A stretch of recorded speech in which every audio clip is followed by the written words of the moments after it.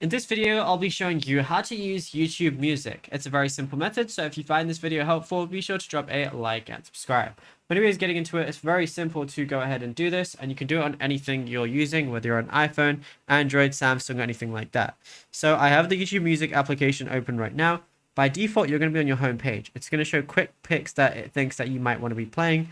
It's going to show different things from your library, like if I have any different playlists, it's going to show it right here as well. And I can even ask for music by using the AI, but that's if I have YouTube Premium, which I do. It's going to show today's biggest hits, trending songs, and different things like that. Now, what I can also do is go over to samples, and when I go over to that, it's going to allow me to hear different parts of music if I want to. And I can also go to search up something specific like a song, artist, or podcast. And then finally, I can go over to my library, wherever I have any saved playlists or anything like that, even from the YouTube application itself and not YouTube Music, it's all going to appear here. And yeah, it's as simple as that. Now, if you found this video helpful, be sure to drop a like and subscribe.